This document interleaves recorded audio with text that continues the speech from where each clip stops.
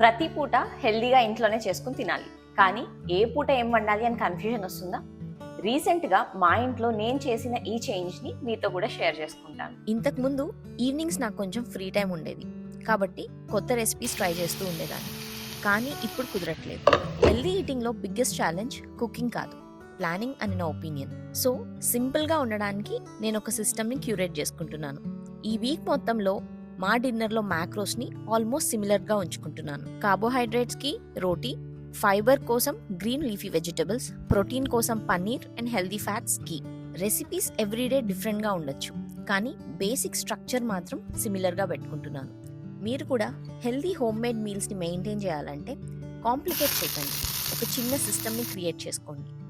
ఈ వీక్ మొత్తం మా డిన్నర్ ప్లానింగ్ సిరీస్ కోసం మా ఛానల్ని ఫాలో అవ్వండి. This is doctor Pravalika, lifestyle physician, MG health clinic, Machilipatnam.